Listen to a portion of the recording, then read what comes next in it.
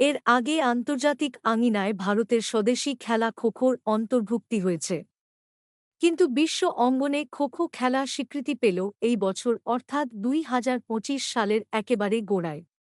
বহু দেশকে হারিয়ে ভারতের ছেলে আর মেয়েরা কাপ জয় করেছে। আমাদের বাংলায় খোখো খেলা অন্তপ্রাণ পুতুল বিশ্বাস আর বলরাম হালদার এই জয়কে উপলক্ষ করে যারা একেবারে গোড়া থেকে খোখো খেলার স্বীকৃতির জন্য লড়াই করে এসেছেন তাদেরকে একত্রিত করেছিলেন কলকাতার স্পোর্টস জার্নালিস্ট ক্লাবে। সেদিন তারা সম্বর্ধিত করেন এই স্বীকৃতি লাভের অন্যতম কারিগর কমলেশ চ্যাটার্জি আর প্রথম খোখো বিশ্বকাপ জয়ী খেলোয়াড় বাংলার একমাত্র প্রতিনিধি সুমন বর্মনকে। এখন দেখুন সেই অনুষ্ঠানের কিছু খণ্ডচিত্র।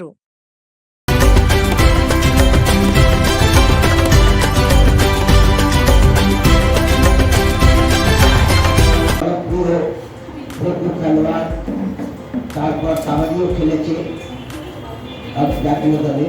সেই পুতুল বিশ্বাসের উদ্যোগে ব্যবস্থাপনায় আজকে বাংলার একমাত্র world cup kho kho player Suman Barman এবং আমাদের সকলের অভিভাবক এবং কলকাতার ময়দানের বিভিন্ন খেলার অভিভাবক, আমাদের খোখোর প্রেসিডেন্ট, বেঙ্গল অলিম্পিকের ভাইস প্রেসিডেন্ট কমলেশ চ্যাটার্জি এই দুজনের সংবর্ধনা অনুষ্ঠানের প্রতিনিধি ব্যবস্থা করেছে।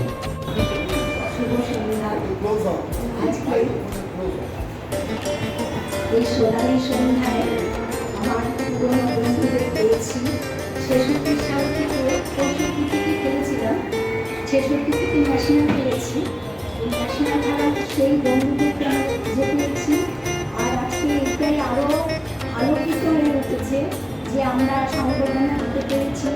খোখো যে এত নির্দিষ্ট গেম, সে ওয়ার্ল্ড কাপ পর্যন্ত পৌঁছেছে, সেটা আমরা ভাবতে পারিনি। স্বপ্ন ছিল, স্বপ্ন হলেও সত্যি।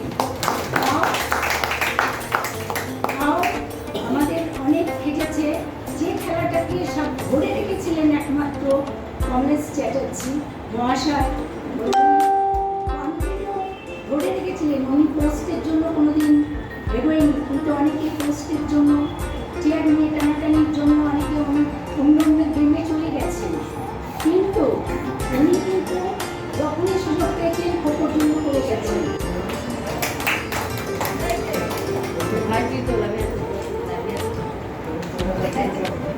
অফিসার হিসাবে কাজ করছে, পুতুল দু প্রজন্মের আগেকার 3 প্রজন্মের সাথে একটা গর্বত করছে। ভবানীজি পরিচিত 66 সালের খেলোয়াড়। ঘুরে ঘুরে ঘুরে ভবানী ঘুরে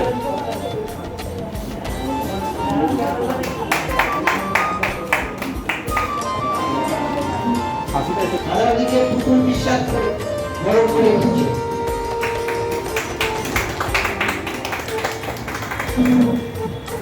ইনিও 64, 66, 67 অঞ্চলে সময় খেলেছে। এবার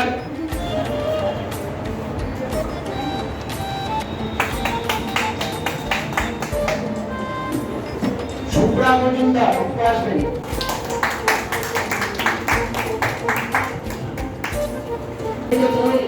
ওদিকে উপরে চুড়িদার হ্যাঁ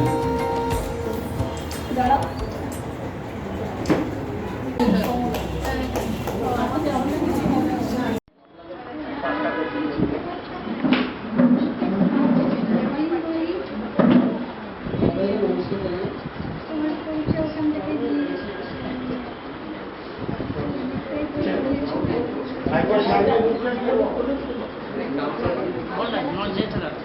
কোন ক্লাব কোথা থেকে পেয়েছি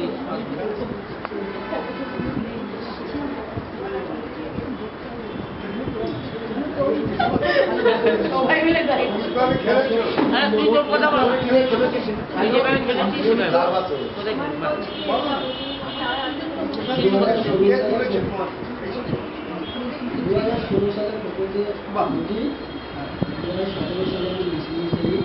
আরে কি মুশকিল ব্যাপার 17 সালে কোনো সেন্স নাই। আস্তে আস্তে খেলাটাকে এগিয়ে নিয়ে গেছি। 2025 সালে আমি ওয়ার্ল্ড কাপ খেলেছি, বিজয়ী হয়েছি। কমনওয়েলথ গেমটা ভারতের হয়ে খেলবে, নেক্সট কমনওয়েলথ গেম নেক্সট আবার যখন খেলা হবে সামনেই, তখন আবার আমি আবার চেষ্টা করবো যে আমি ভারতের আবার পার্টিসিপেট করি। সাহায্য করেছে আমার উপর ছিল কৃষ্ণরঞ্জন চক্রবর্তী ক্যাম্পাস দিয়ে গড়ে হয়েছে।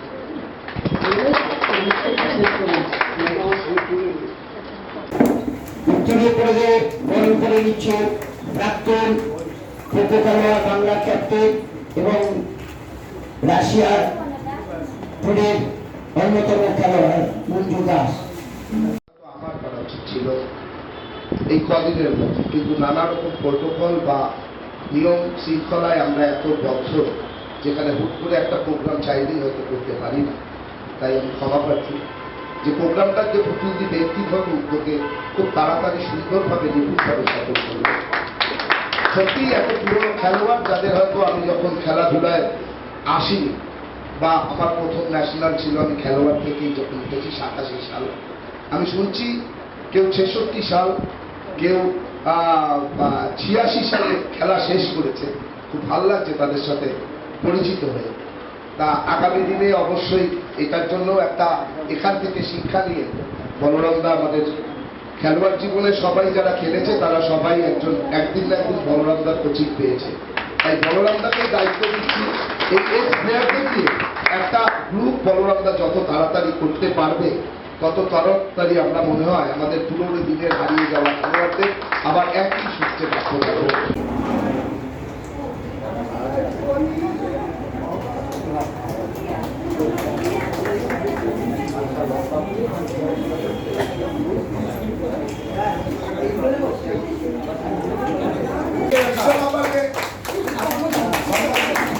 ন্যাশনাল খেলার সেই বন্ধুদেরকে আমরা খুঁজে পেয়েছি।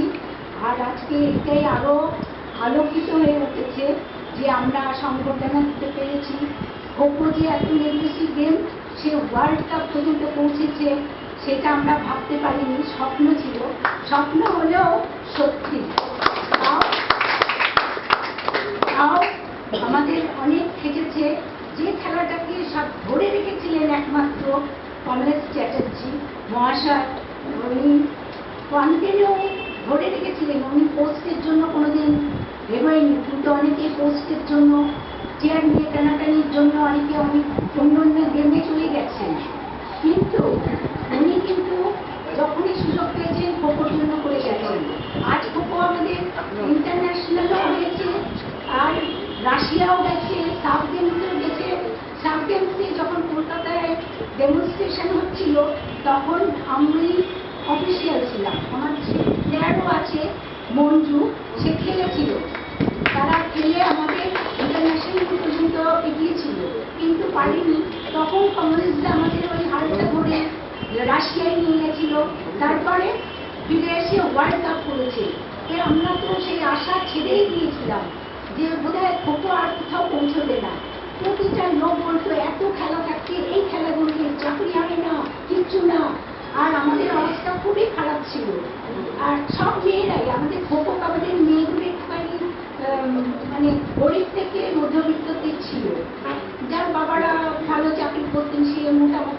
কিন্তু গরিবই ছিল।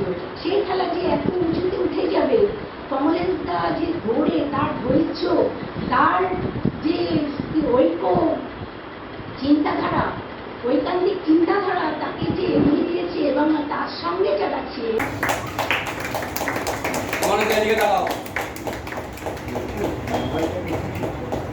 এরপরে আমাদের বহু পুরনো আমরা খেলাটাকে 2030-এ কমনওয়েলথ গেমসের অন্তর্ভুক্ত করতে পেরেছি এবং ভারত সরকার 2036-এ যে অলিম্পিক করবে সেই অলিম্পিকে তো এই ভারতীয় খেলাটির প্রস্তাবনা আছে। আমার বিশ্বাস, যেহেতু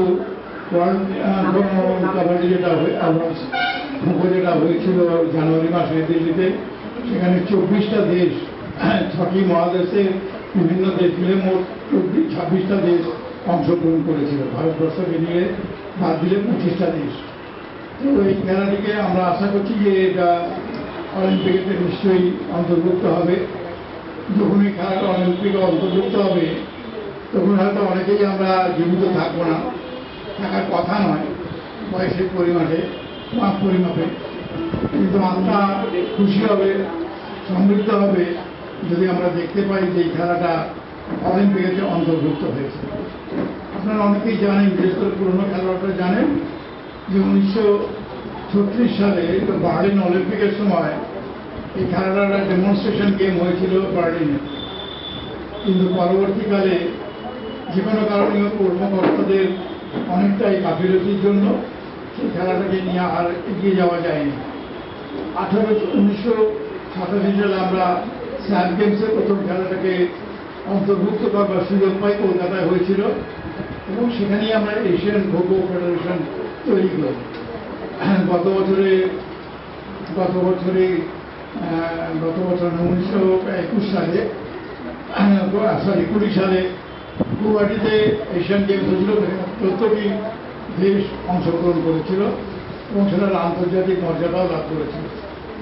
সুতরাং খোখো এগোচ্ছে, এটা আমরা বলতে পারি। হয়তো গতিতে কিছুটা সহজ আছে, তার নানা কারণ আছে। পত্রপত্রিকার যেমন ক্রিকেট খেলতে পারি আর না পারি, ক্রিকেট খেলোয়াড় কী, খেলাটা কী, অনেকেই আমরা জানি না, কারণ ক্রিকেট কিন্তু খুব টেকনিক্যাল গেম। কিন্তু সবাই আজকাল দেখবে রাস্তাঘাটে বা বাসে গ্রামে চায়ের দোকানে সকলেই বিভিন্নভাবে আলোচনা, যে এই বলটা গ্লান্স না করে এই বলটাকে লেগ কাট করলে পাত্র ইত্যাদি ইত্যাদি বলে। তো আমরা যারা একটু খেলাধুলো কম বুঝি, কিন্তু বুঝি, আমার মাঝে মাঝে মনে হয় যে প্রতিবাদ করি। আমার মনে হয় প্রতিবাদ করে লাভটা কি, কিন্তু কিছু শুনবে না, বুঝবে না, এটা করতেই থাকে। তার একটা কিন্তু মূল্য আছে। তার কারণ হচ্ছে এই যে পত্রপত্রিকার পৃষ্ঠপোষকতায় মানুষ খেলাটা সম্পর্কে জানছে, বুঝছে। তরফ থেকে রিনা পাল, যদিও দুজন খেলোয়াড় আছে আমাদের সেন্টার, এদের পরীক্ষা হয়ে গেছে, চলে এসে। আচ্ছা, এটা দেওয়া হচ্ছে শ্রীমতী পুতুল বিশ্বাসকে, x kho kho and kabaddi player, life time achievement award 2025। আমি এখানে দাঁড়িয়ে আছি একজন খেলোয়াড় হিসেবে, সেই 6-এর দশকের একজন ক্ষুদ্র প্রতিনিধি। সেই সময় আমি বাংলার হয়ে 5 বার প্রতিনিধিত্ব করার সুযোগ পেয়েছিলাম। আমাদের দল গিয়েছিল মহারাষ্ট্র, কানাড, তৎকালীন মাদ্রাজ, এখন যেটা তামিলনাড়ু, গুজরাট, ত্রিপুরা, মধ্যপ্রদেশ, দেশের বিভিন্ন প্রান্ত। সেসব সময়ের স্মৃতি আজও আমার মনে অমলিন। তখনকার দিনে, এটা স্পেশালি বলছি, সেই 60-এর দশকে মেয়েদের পক্ষে ঘরোয়া বিধিনিষেধ মেনে প্রতিদিন মাঠে অনুশীলন করা খুব সহজ ছিল না। নানা রকম বাড়ির মধ্যেও খুব বাধা পেয়েছি, বাইরের সমাজ, এবং সেই সময়কালীন সময়টাও একটা ভাবতে হবে। সেই সময় মেয়েরা খুব বেশি বাইরে, অন্তত আমাদের মতো মধ্যবিত্ত বা লিঙ্গবিত্ত মহিলারা, মেয়েরা, ছোট ছোট মেয়েরা বাইরে আসার কত সুযোগ পেত না, সাহস পেত না। কিন্তু তা সত্ত্বেও তখন আমরা সবকিছু সীমাবদ্ধতা ছেড়েও আমরা মাঠে যেতাম, ঘাম ঝরিয়ে নিজেদের প্রমাণ করার চেষ্টা করতাম, এবং শুধু বাধা যতই থাকুক না কেন আমাদের ইচ্ছা শক্তি ছিল প্রবল। কলকাতার কলেজ স্কোয়ারের হাডুডু ক্লাব, সব পেয়েছে হাডুডু ক্লাবে আমরা রোজ প্র্যাকটিস করতাম এবং খেলতাম। আমাদের দল বহু টুর্নামেন্টে অনেক প্রাইজ পেয়েছে, বিভিন্ন জায়গায় আমরা জিতেছি। আমাদের দল তখনকার দিনে বেশ বেশ ভালো খেলতো, মানে আমি নিজেও একবার বেস্ট প্লেয়ার প্রাইজ পেয়েছিলাম, মনে আছে। ক্যাপ্টেন্সিও করেছি, কিন্তু আমার পারিবারিক কারণ কিন্তু আমি অদম্যভাবে ওদের সঙ্গে যেতে চালাই। সব পেয়েছি, আসলে খেলেছি শক্তির সঙ্গে খেলেছি, মানে অনেক কিছু খেলেছি, কিন্তু অনেক বছর ছেড়েছি, তবুও যোগাযোগ রেখেছি ওখানে খেলাটা যেন দিন চালিয়ে যাস। বেশি কিছু করার মতন আমার জীবনে নেই। ভাবতেই পারিনি ও নিজের উদ্যোগে এই ছোট্ট এই যে সমাবেশ করলো তার জন্য আমি ভাবতেই এবং আজকে যখন এই দাঁড়িয়ে দেখছি, আমি এমন এমন প্লেয়ারদের দেখছি আজকে মনে পড়ে যাচ্ছে যে তারা সেই সময় একেবারে কাঁপিয়ে মাঠ কাঁপিয়ে খেলা দিল। তাদের সব ভুলেই গিয়েছিলাম।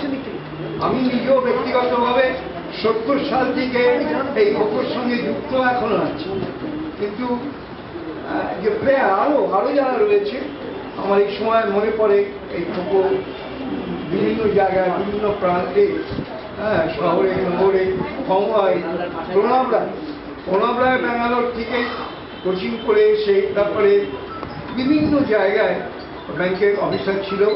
তো আমি দীর্ঘায়িত করবো না, শুধু দুটো কথা বলবো। প্রথম হচ্ছে আমার বন্ধু কমলেশ চ্যাটার্জি, কমলেশ ভাই, প্রথম দিন থেকে আমরা একসাথে কাজ করছি। সেই 75 সাল এই চেঞ্জে শর্মাদার সেক্রেটারি, ওর আবির্ভাব হলো জাতীয় ক্রীড়া শক্তির সঙ্গে অ্যাপ্লিকেশন দিতে, এবং লড়াকু তখনই ওকে দেখেছিলাম, আমাদের লড়াকু নেতা লড়াকু কমলেশ ভাইকে, এবং সে অ্যাপ্লিকেশন নিয়ে ছাড়লো। তার কারণ ডিস্ট্রিক্ট ছাড়া মোটামুটি দুটো অর্গানাইজেশন ছিল তখন, সব পেয়েছিল, এর বাইরে অ্যাপ্লিকেশন পেয়েছিল, তারপরে জাতীয় ক্রীড়া শক্তি, এবং সেই জায়গায় উনি নেতৃত্ব দিয়েছেন প্রতিনিধিত্ব করে। তারপরে মূল জায়গায় একটা জায়গায় আমি দেখেছি একেবারে পাশাপাশি থেকে আমি কমলেশ ভাই, প্রণব রায়, দিলীপ রায়, যারা তখনকার দিন স্টলওয়ার্ড, তাদের সঙ্গে কাজ করে আমি দেখেছি যে নেতৃত্ব কমলেশ চ্যাটার্জি যে দেখেছি দেওয়ার যে ভঙ্গি বা যে দৃঢ়তা, সেটা সব খোখোকে অনেক এগিয়ে। উনি একজন বিশিষ্ট ক্রীড়া সংগঠক। আমাদের খোখোর ভাগ্য ভালো, আমাদের খোখো আমরা অত্যন্ত গর্বিত কমলেশকে নিয়ে, যে সমস্ত পশ্চিমবঙ্গের ক্রীড়া জগতে আজকে একটি বিশিষ্ট নাম, বিশিষ্ট সংগঠক। যখন ক্রীড়ামন্ত্রী সুভাষ চক্রবর্তী ছিল, আমরা তখন দেখেছি এই খোখো থেকে আরম্ভ করে প্রত্যেকটা জায়গায় যা কিছু হবে সমস্ত জায়গায় নেতৃত্ব ছিল এই কমলেশ। পরবর্তীকালে বেঙ্গল অলিম্পিকের সেক্রেটারি হিসেবে দেখেছি, তখন কত কর্মকাণ্ড হয়তো আমি দেখি না কিছু হয়, প্রতিষ্ঠান আছে বলেও আমার মনে হয় না। তখন আমাদের এত প্রোগ্রাম দিত যে আমরা মানে পেরে উঠতে পারতাম। আমার সমস্ত খেলোয়াড়রা বিভিন্ন জায়গায় তারা কিন্তু আসছে, সিন্ধানি গিয়ে তাদের সঙ্গে পরিচিত হচ্ছে। একটা কথা না বললে আমি পাই না, একটা ছোট্ট কথা। আমাদের সংসারে বাবা মা একটা অভিভাবকের মতো কাজ করে। তাদের প্রধান কাজ হচ্ছে সন্তানকে সুপ্রতিষ্ঠিত করা। আমি মনে করি, আমি খেলোয়াড় হিসেবে বলছি, প্রাক্তন খেলোয়াড় হিসেবে বলছি, সুসংগঠক হলে পরে একটা অভিভাবকের মতো এই যে কাজ হয়, তার দ্বারা এই যে এত খেলোয়াড় যারা বিভিন্ন লেভেলে করে, অভিভাবকের মতো কাজ করতে হবে। আমি কৃতজ্ঞতা জানাই কমলেশ দাকে। আমরা ছোটবেলা থেকে খেলে এসেছি, কমলেশ দা অভিভাবকের মতো সেই কাজটা আমাদের খোখোতে করে আসছে। আমরা সেই জায়গাটা করতে পারি। এখানে অনেক সাংবাদিক আছে, পুরনো আছে। আমি গর্ব করে বলতে পারি খোখোতে প্রথম এবং শেষ এখন পর্যন্ত আমি যাই না, আমি কিন্তু আমাদের ইছাপুর আনন্দ মাঠে কেউ হয়তো জানে না, প্রথম কিন্তু আমরা অফিস টুর্নামেন্ট করেছিলাম। 5টি ব্যাংক পার্টিসিপেট করেছিল, মেটাল অ্যান্ড স্টিল পার্টিসিপেট করেছিল, আর ব্রিটানিয়া ইঞ্জিনিয়ারিং কোম্পানি টিটাগড়ে তারাও পার্টিসিপেট করেছিল। দুর্ভাগ্য সেটা ধরে রাখতে পারিনি। কেন পারিনি আমি এগুলো এখানে এই সংবর্ধনা অনুষ্ঠানে বলতে চাই না। ওই যে বললাম, অভিভাবক হতে হবে, খেলোয়াড়দের দিকে দৃষ্টি দিতে হবে।